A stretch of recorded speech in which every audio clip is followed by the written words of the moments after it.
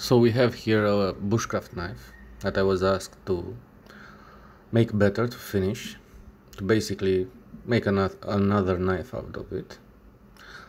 I find the grip very uncomfortable, so I'm gonna try to do something else with it. Also, the finish isn't that good. We'll start by removing the thread from the sheath.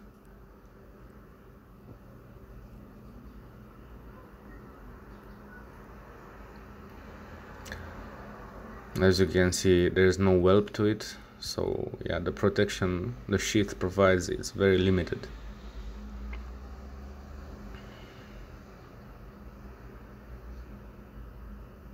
I'm just cleaning it up. I'm going to try to make a sheath from it. We'll see if the leather is sufficient for that.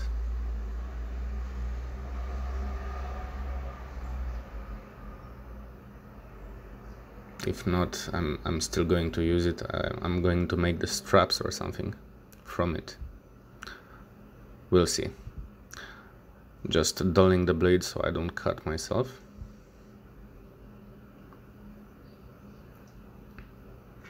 Now we're checking the hardness of the blade.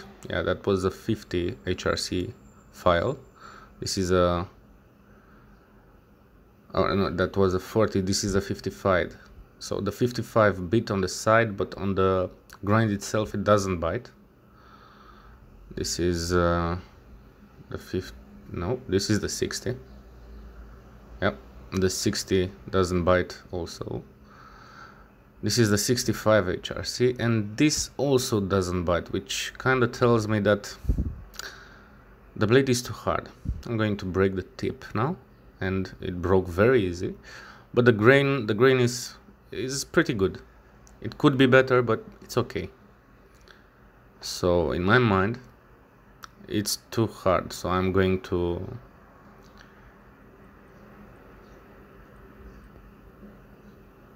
temper it again. Now we are going to remove the handle, and the pins, they're 6 millimeters, and they're brass. Yeah, just using a mora to using a knife to destroy another knife.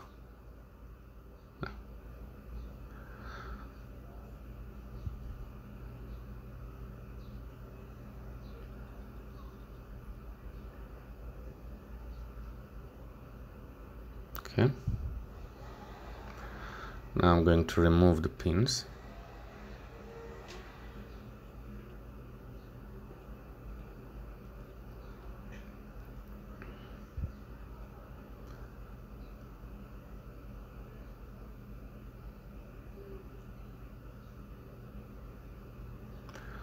Now I'm checking the temper of the blade, and yeah, it doesn't roll, it doesn't chip, so this tells me that I don't have to heat treat it again. I think a temper should suffice. Just cleaning the epoxy of the blade, and now I'm going to start to draw my knife to see how I want it to be exactly. And yeah, I find the tang a little bit narrow, so I'm going to do something else with it. I'm going to try and make a rat tang of it, because yeah, this is the only way I can add material to it. So just drawing out the shape of the blade as I picture it.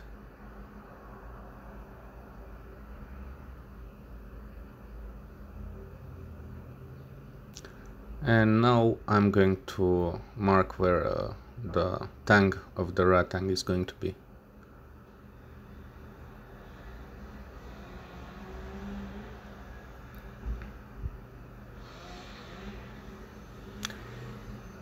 Let's now profile the tang on the belt grinder. I'm using a 60 grit belt. It's worn out. I don't need it to be very very new at this point, so just profiling the tank.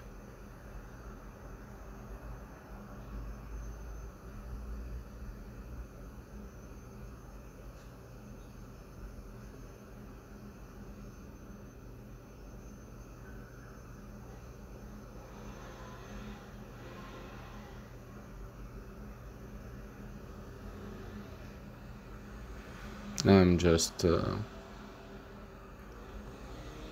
cutting into the cutting edge, so the blade is going to be reground anyways. It's going to be full convex in the end. This is a Scandic right now.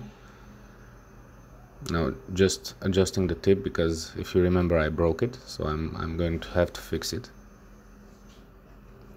And for the temper cycle, I put it in the oven. This is an oven that I have specially for tempering. It has a controller, so it's very precise, and I set it to 190 degrees for 1 hour.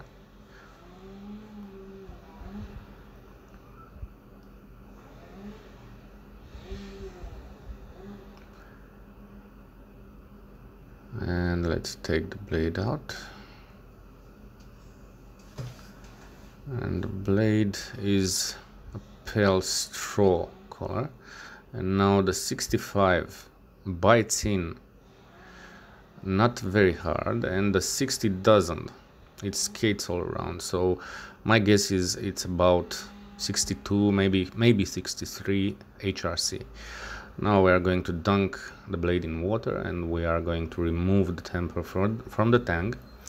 Being a rat tang, this adds a lot of tenacity to the blade, so I'm making sure that it won't break at the pin holes. Checking the blade to stay cool, and I think it's cool enough. If you can keep your hand on it, it's not going to ruin the temper.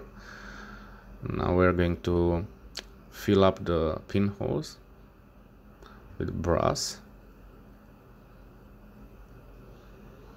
because I'm going to use Lovelev's rivets for it.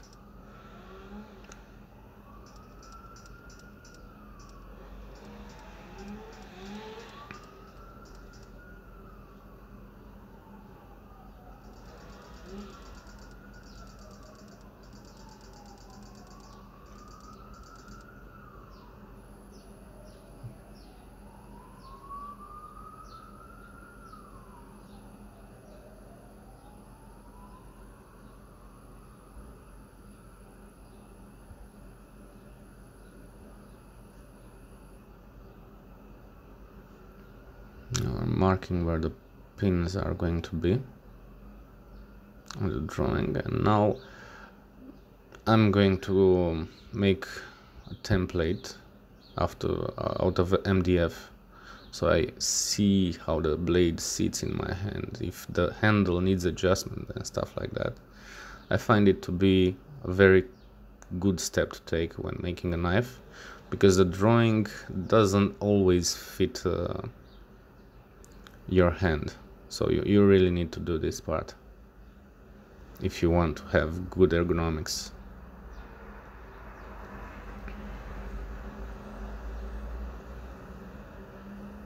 Just cutting the MDF on the bandsaw.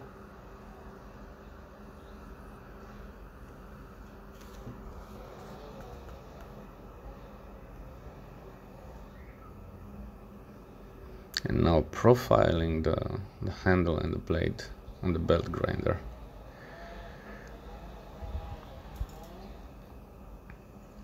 And as I suspected, I need to make some adjustments to fit my hand.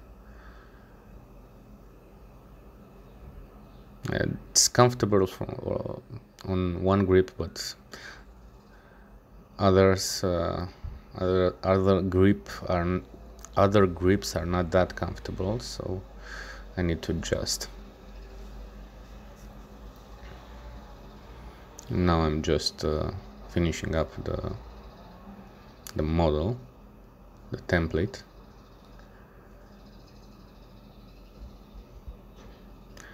And this is pretty much the end of episode 1, and I'll see you for episode 2. Stay tuned.